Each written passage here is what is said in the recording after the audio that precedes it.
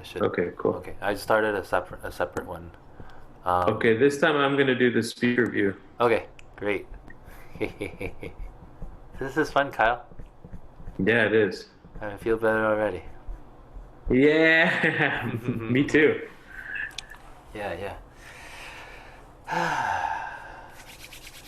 Okay, are we ready?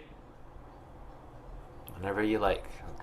Okay, The Ending of Time, Chapter 1, 1st April 1980, conversation with Professor David Bohm, The Roots of Psychological Conflict. How shall we start? I would like to ask if humanity has taken a wrong turn. A wrong turn? Well, it must have done so a long time ago, I think. That is what I feel a long time ago. It appears that way. Why, you see, as I look at it, mankind has always tried to become something.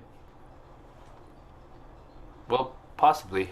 I was struck by something I once read about man going wrong about 5 or 6,000 years ago, when he began to be able to plunder and take slaves. After that, his main purpose of existence was just to exploit and plunder. Yes, but there is the sense of inward becoming. Well, we should make it clear how this is connected. What kind of becoming was involved in doing that? Instead of being constructive and discovering new techniques and tools and so on, man at a certain time found it easier to plunder his neighbors. What did they want to become? Conflict has been the root of all this. What was the conflict? If we could put ourselves in the place of those people long ago, how would you see that conflict? What is the root of conflict? Not outwardly, but also this tremendous inward conflict of humanity. What is the root of it? Well, it seems that it is contradictory desires. No, is it that in all religions you must become something? You must reach something. Then what made people want to do that? Why weren't they satisfied to be whatever they were? You see, religion would not have caught on unless people felt that there was some attraction in becoming something more. Uh, isn't isn't it an avoidance not being able to face the fact and therefore moving to something else to more and more and more? What would you say was the fact that people couldn't stay with? The Christians have said original sin. But the wrong turn happened long before that. Yes, long before that, long before that, the Hindus had this idea of karma. Uh, what is the origin of all this? We have said that there was the fact that people couldn't stay with. Whatever it was, they wanted to imagine something better. Yes, something better becoming. And you could say that they began to make things technologically better. Then they they extended this and said, I too must become better. Yes, inwardly becoming better. All of us together must become better. That's right. What is the root of all this? Well, I should think it is natural in thought to project this goal of becoming better. That is, it is intrinsic in the structure of thought. Is it that the principle of becoming better outwardly has moved to becoming better inwardly? If it is good to become better outwardly, then why shouldn't I become better inwardly? Is that the cause of conflict? It's getting towards it. It's coming nearer. Is it coming nearer? Is time the factor? Time as I need knowledge in order to do this or that? The same principle applied inwardly is time the factor. I can't see that time by itself can be the only factor. No, no, no. Time, becoming, which implies time. Yes, but we don't see how time is going to cause trouble. We have to say that time applied outwardly doesn't cause any difficulty.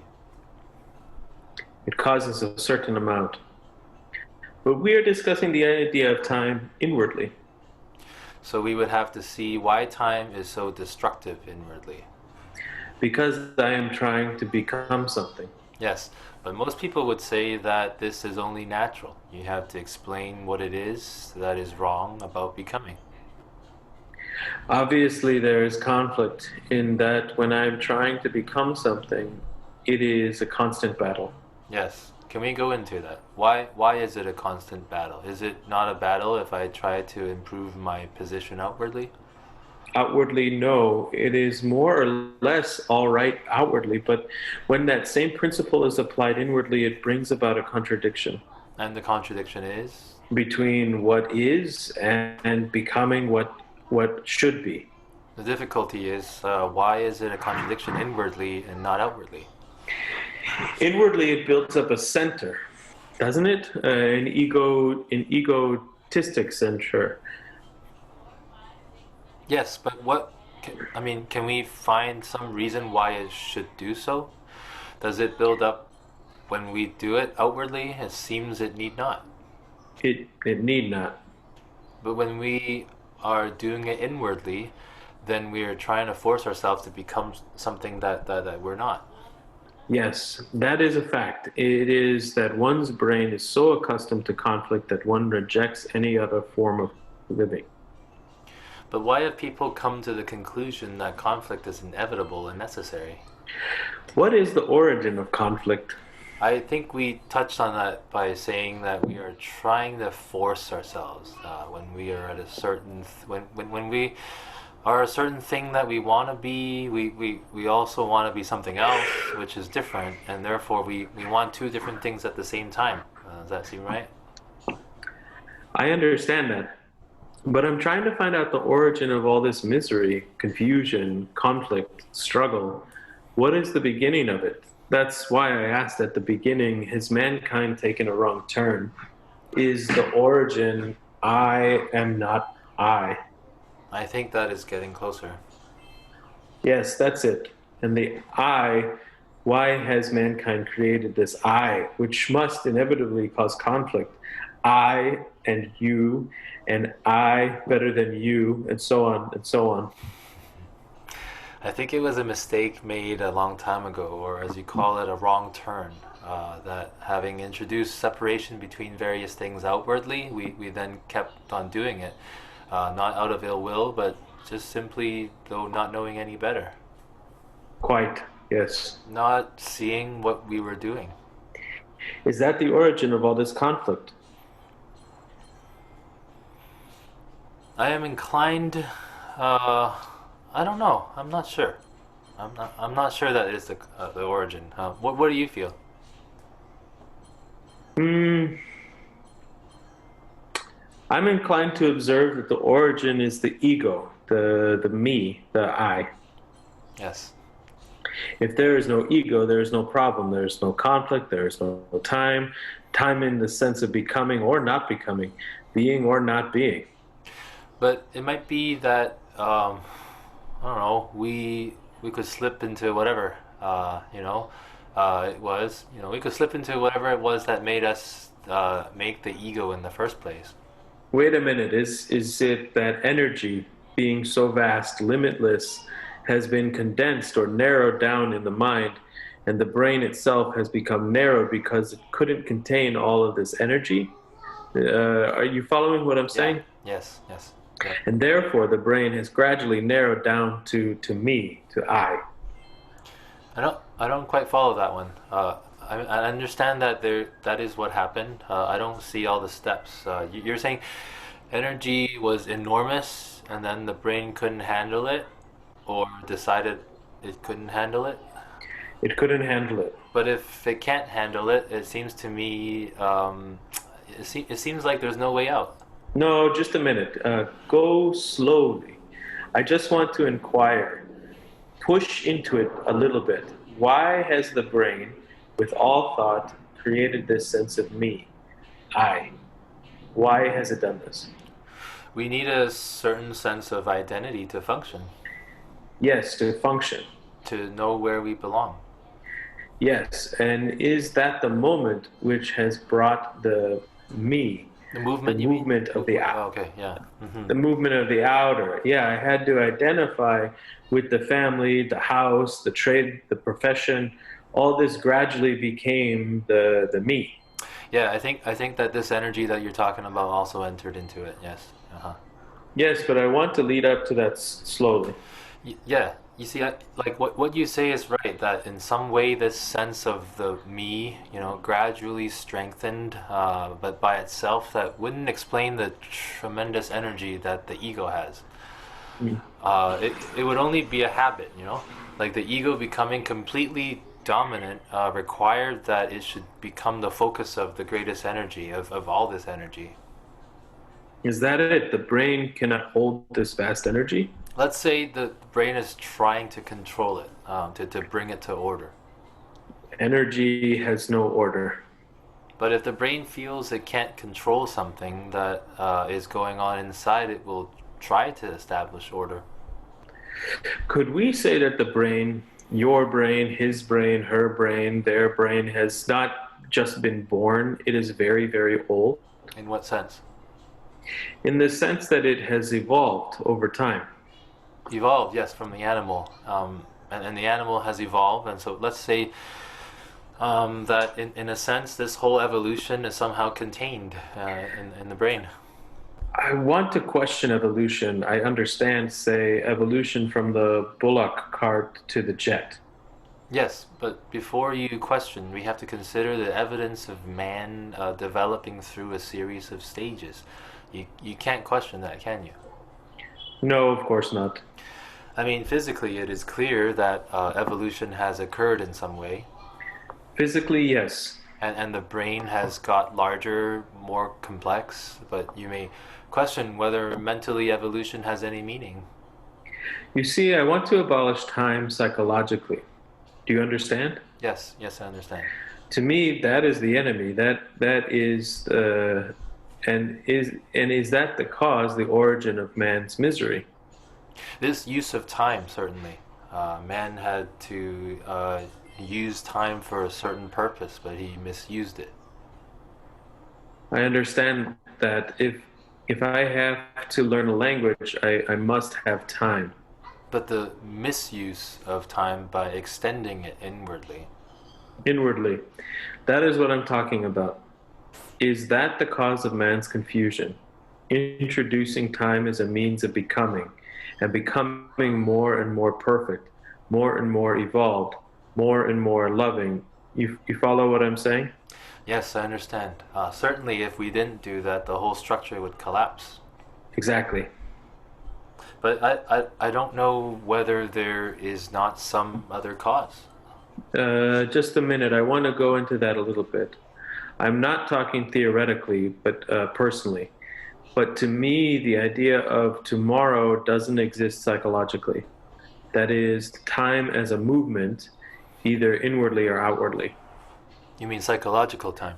Yes, psychological time, the time outwardly. Now, if psychological time doesn't exist, then there is no conflict. There is no me, no I, which is the origin of conflict. Outwardly, technologically, man has moved, evolved. And also in the inward physical structure. The structure, everything.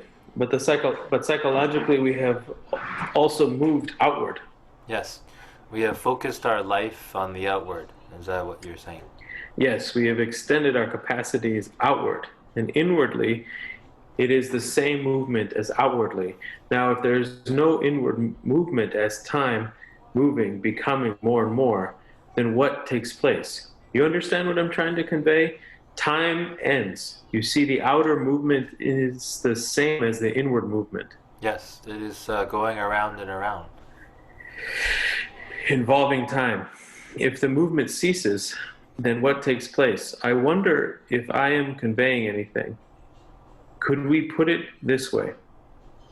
We have never touched any other movement than the outer movement. Generally, anyway. Yeah, we put most of our energy into the outer movement. And psychological movement is also outward. Well, it is a reflection of that outward movement. We think it is inward, but it is actually outward, right? Yes. Now, if that movement ends, as it must, then is there a really inward movement? Uh, a movement not in terms of time. You're asking, is there another kind of movement which still moves, but not in terms of time? That's right. We have to go into that. Could you go further? You see, that word movement means time. Well, it really means to change from one place to another. But anyway, there is still the notion of something which is not static. By denying time, you don't want to return to something static, which is still time. Let's say, for instance, that one's brain has been trained, accustomed for centuries to go north, and it suddenly realizes that going north means everlasting conflict. As it realizes that, the brain itself will change. The quality of the brain changes. All right, I can see it will wake up in some way to a different movement. Yes, different. Is the word flow any better?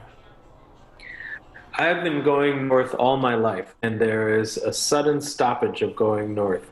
But the brain is not going east or south or west. The conflict ceases, right? Because it is not moving in any direction at all. So that is a key point, the direction of movement. When the movement is fixed in direction, inwardly it will come to conflict. But outwardly, we need a fixed direction. Of course we do. That's understood. Yes, so if we say the brain has no fixed connection, then what is it doing? Is it moving in all directions? I'm a little bit hesitant to talk about this. Could one say, when one really comes to that state, that it is the source of all energy? Yes, as one goes deeper and more inward. This is the real inwardness, not the outward movement becoming the inner movement, but no outer or inner movement. Yes, we can deny both the outward and the inner, so that all movement would seem to stop. Would that be the source of all energy? Yes, perhaps one could say that. May I talk about myself a little bit? Yes? First, about meditation. All conscious meditation is no meditation, right? What do you mean by conscious meditation?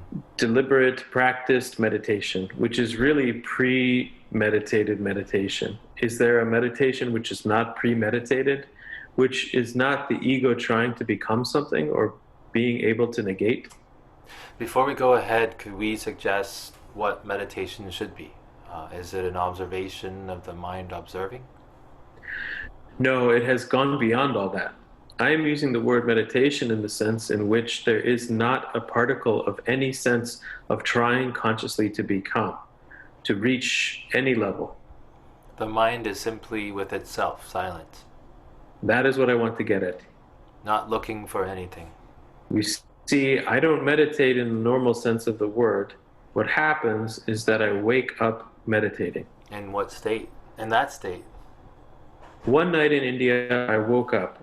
It was a quarter past 12. I looked at the watch, and I hesitate to say this because it sounds extravagant. The source of all energy had been reached, and that had an extraordinary effect on the brain and also physically. I'm sorry to talk about myself, but you understand, literally, there was no division at all, no sense of the world, of me. You follow? Only this sense of a tremendous source of energy. So the brain was in contact with the source of energy. Yes, and as I have been talking about for 60 years, I would like others to reach this. No, not reach it. You understand what I'm saying? All of our problems are solved because it is pure energy from the very beginning of time. Now, am I not I? You understand? How is one not to teach, not to help or push, but how is one to say, this way leads to a complete sense of peace, of love? I'm sorry to use all these words, but suppose you have come to that point and your brain itself is throbbing with it. How would you help another? You understand? Help, not words. How would you help another to come to that place? You understand what I'm trying to say? Yes, yes. My brain, but not mine, has evolved. Evolution implies time, and It can only think, live in time. Now, for the brain to deny time is a tremendous activity. For any problem that arises, any question is immediately solved. Is this situation sustained or is it only for a period? It is sustained, obviously, otherwise, there is no point in it. It is not sporadic or intermittent. Now, how are you to open the door? How are you to help another say, look, we have been going in the wrong direction. There is only non movement. And if movement stops, everything will be correct. Well, it is hard to know beforehand if everything is going to be correct. Let's go back to what we began with. That is, has mankind taken a wrong turn? Psychologically, not physically. Can that turn be completely reversed or stopped altogether? My brain is so accustomed to this evolutionary idea that I will become something, I will gain something, that I must have more knowledge, and so on. Can that brain suddenly realize that there is no such thing as time? Do you understand what I'm trying to say? Yes. I was listening the other day to a discussion on television about Darwin, his knowledge and what he achieved, his whole theory of evolution. It seems to me that this is totally untrue psychologically. It seems that he has given evidence that all species have changed in time. Why is that untrue? Of course, it's obvious. It is true in one respect, although I think it would be untrue to say the mind evolved in time. Of course. But physically, it seems clear there's been a process of evolution, and that this has increased the capacity of the brain to do certain things. For example, we couldn't be discussing this if the brain had not grown larger. Of course. But I think you're implying that the mind is not originating in the brain. Is that so? The brain is perhaps an instrument of the mind? And the mind is not time. Just see what that means. The mind does not evolve with the brain. The mind not being of time, and the brain being of time. Is that the origin of conflict? Well, we have to see why that produces conflict. It's not clear to say that the brain is of time, but rather that it has developed in such a way that time is in it. Yes, that is what I meant. But not necessarily so. No, it has evolved. It has evolved, so it has time within it. Yes, it has evolved. Time is part of it. It has become part of its very structure. Yes. Yep. However, the mind operates without time, although the brain is not able to do so. That means that God is in man, and God can only operate if the brain is quiet, if the brain is not caught in time. Well, I wasn't meaning that. I see that the brain, having a structure of time, is not able to respond properly to mind. That's really what seems to be involved here. Can the brain itself see that it is caught in time and that as long as it is moving in that direction, conflict is eternal, endless? Do you know what I am saying? Yes, does the brain see it? Has the brain the capacity to see in what it is doing now, being caught in time, that in that process there is no end to conflict? That means there is a part of the brain which is not time. Not caught or functioning in time. Can one say that? I don't know. That would mean we come back to the same thing in different words, that the brain is not being completely conditioned by time. So there is a part of the brain that is free of time. Not a part, but rather that the brain is mainly dominated by time, although that doesn't necessarily mean it couldn't shift. Yes, that's it. Can the brain, dominated by time, not be subservient to it? That's right. In that moment, it comes out of time. I think I can see this. It's dominated only when you give it time. Thought which takes time is dominated, but anything fast enough is not dominated. Yes, that's right. Can the brain, which has been used to time, can it see in that process that there is no end to conflict? See, in the sense of realizing this, will it realize it under pressure? Certainly not. Will it realize it under coercion, reward, punishment? It will not. It will either resist or escape. So, what is the factor that will make the brain see that the way it has been functioning is not correct? Let's use that word for a moment. And what will make it suddenly realize that it is totally mischievous? What will make it? Certainly not drugs or some kind of chemical. None of these outward things. Then what will make the brain realize this? What do you mean by realize? Realize that the path along which the brain has been going will always be the path of conflict. I think this raises the question that the brain resists such a realization. Of course, because it has been used to the old path for centuries. How will you make the brain realize this fact? If you could make it realize that, conflict is finished. You see, people have tried fasting, austerity, poverty, chastity in the real sense, purity, having a mind that is absolutely correct. They have tried going away by themselves. They have tried practically everything that man has invented. But none of these ways has succeeded. Well, what do you say? It is clear that people pursuing these outward goals are still becoming. Yes, but they never realize that these are outward goals. It means denying all that completely.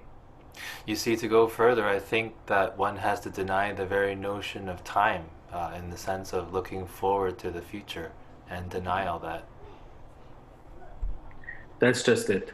That is the whole of time. Time is the enemy. Meet it and go beyond it. Deny that it has an independent existence. You see, I think we have the impression that time exists independently of us.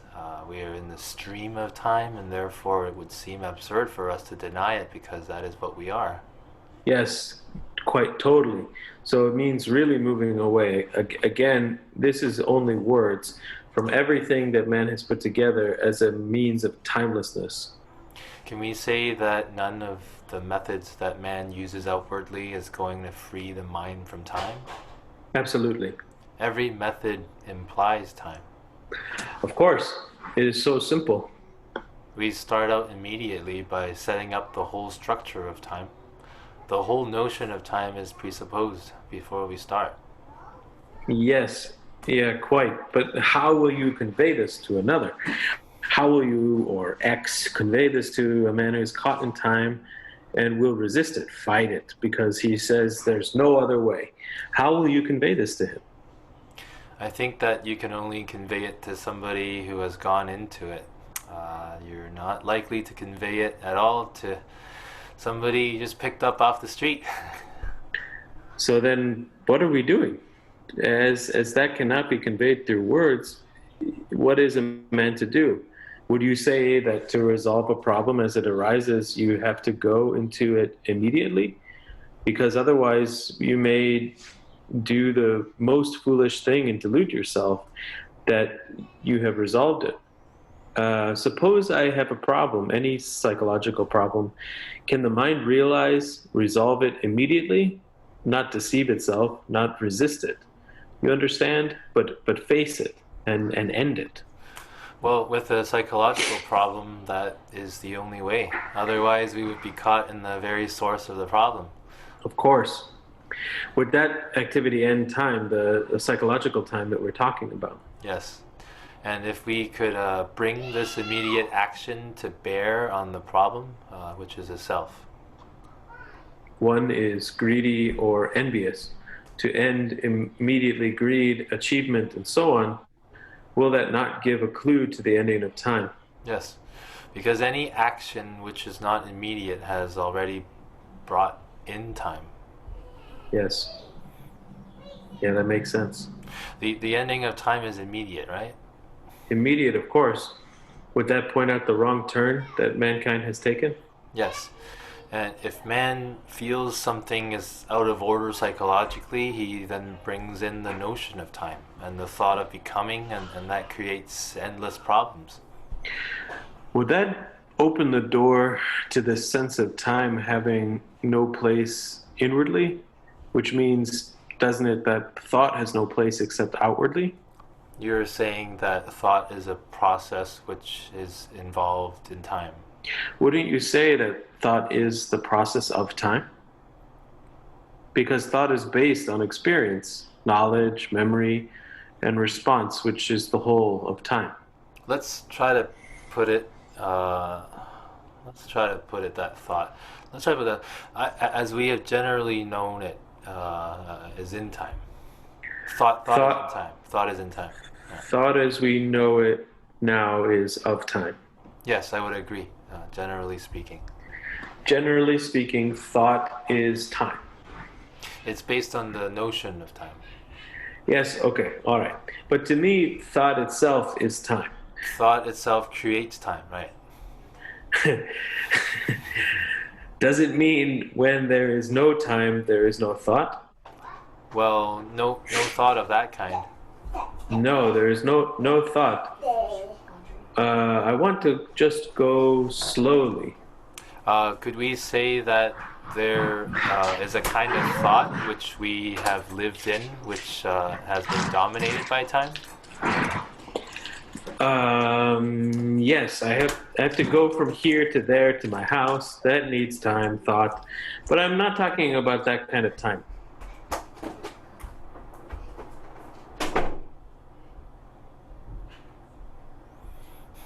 So let's make it clear then that you're talking about you're talking of thought, which is aimed at the mind, whose content is the order of the mind. Yes. Would you say knowledge is time? Well, yes, yes. All knowledge is time. Yes, and in that it has been known and may project into the future and so on. Of course, the future, the past, knowledge, science, mathematics, whatever it is acquired through time. I read philosophy, I read this or that, and the whole movement of knowledge involves time. See what I mean? I think we are saying that man has taken a wrong turn and got caught in this kind of knowledge, which is dominated by time because it has become psychological knowledge. Yes. So he lives in time. He lives in time because he has attempted to produce knowledge of the nature of the mind. Are you saying that there is no real knowledge of the mind? Would you put it that way? The moment you use the word knowledge, it implies time. When you end time in the sense you are talking about, there is no knowledge as experience. We have to see what the word experience means. Experience, memory, People say I learn by experience, I go through something. which is becoming. Well, let's get it clear. You see there is a kind of experience, for example, in one's job, which becomes skill and perception. Of course, but that is quite different. What we're saying there is no point in having experience of the mind, psychological experience. Yes, let's put it that way. Psychological experiences in time. Yes, and it has no point because you cannot say, as I become skilled in my job, I will become skilled in my mind or skilled fundamentally. Yes, so where is this leading? I realize that knowledge is time, the brain realizes it and sees the importance of time in a certain direction, and that there is no value in time at all in another direction. It is not a contradiction. I would put it that the value of time is limited to a certain direction or area, and beyond that, it has no value. Yes. So, what is the mind or the brain without knowledge? You understand? Without, like, psychological knowledge? Yes, I'm speaking psychologically. Is it, um, it's not so much that it is caught in time as that it is without psychological knowledge to organize itself. Yes. So we are saying that the brain field must organize itself by knowing psychologically all about itself. Is then the mind, the brain disorder? Certainly not. Of course. No, I mean, I I think that people being faced with this might feel there would be disorder. Of course, yes. I think what you're saying is that the notion of controlling yourself psychologically has no meaning. So knowledge of the me, the psychological knowledge, is time. So then, what is existence? Wait a minute. I mean, the totality of knowledge is me is time. That's what you're saying. Yes. So then what is existence without this? If there is no time, there's no knowledge in the psychological sense, no sense of me, then what is there? To come to that point, most people would say, what a horror this is. Yeah, because it seems like there would be nothing. Nothing. But if one has come to that point, what is there? Would you say because there is nothing, it is everything? Yes, I would accept that. I know that. That's true. That it has all. No meditation, nothing. No thing. No thing. That's right. A thing is limited, and this is not a thing because there are no limits. At least it has everything in potential.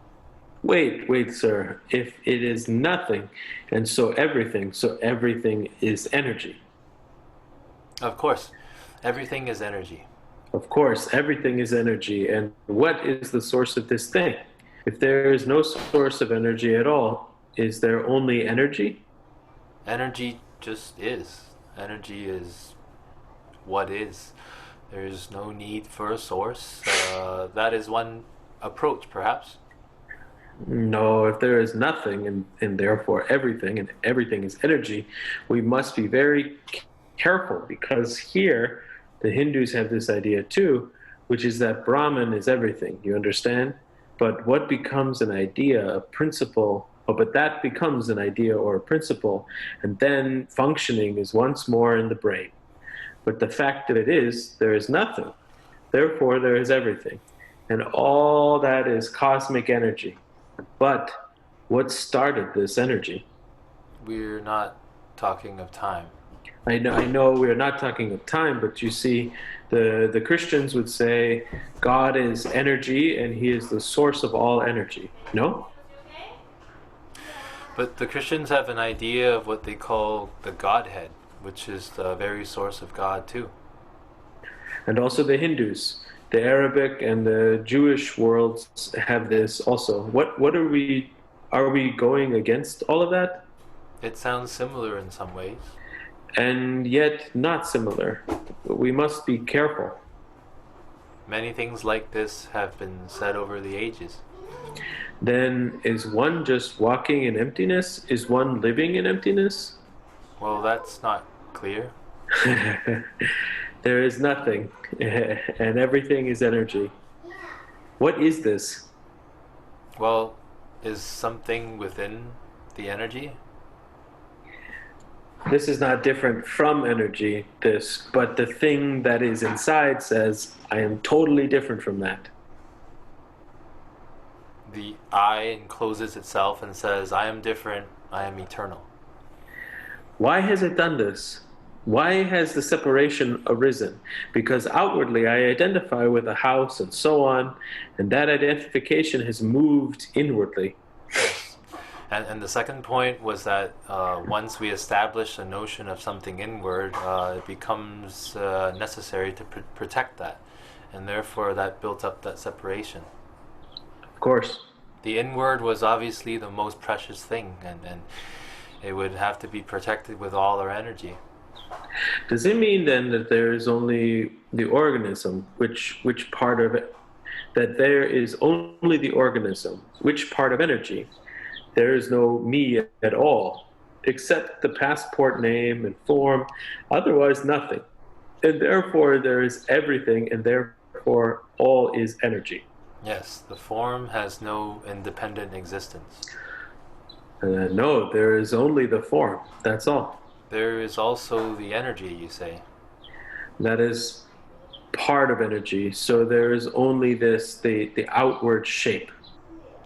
There is the outward form in the energy. Do you realize what we have said, sir? Is this the end of the journey? No, no, I should think not. Has mankind journeyed through millennia to come to this, that I am nothing, and therefore I am everything and all energy? Well, it can't be the end in the sense that it might be the beginning. Wait, that is what I wanted you to begin with. The ending is the beginning, right? Now I want to go into that. You see, in the ending of all this, the ending of time, we will call it briefly, there is a new beginning. What is that? Because otherwise, this seems to be utterly futile. I am all energy, and just the shell exists, just the form. The time has ended. It seems futile. Yes, if we stop there. That's all. I think that really this is the clearing ground of all of the debris, of all of the confusion. Yes, so the ending is a beginning, but what is that? Beginning implies time also. Not necessarily. I think we said there could be a movement which had no time. That is all. I want to make it clear. Yes, but it is hard to express. It is not a question of being static, but in some sense, the movement has not the order of time. I think we would have to say that now. Yes, so we will use the word beginning and deprive it of time. Because ending and beginning are no special time. In fact, they can be any time or no time. No time. Then what takes place? What is happening? Not to me, not to my brain. What is happening? We have said that when one denies time, there is nothing. After this long talk, nothing means everything. Everything is energy, and we have stopped there. But that isn't the end. No. That is not the end. Then what is going on? Is that creation? Something like that. Yeah. But not the art of creating like an artwork. Perhaps later we can discuss what we mean by creating. Cool, cool, man.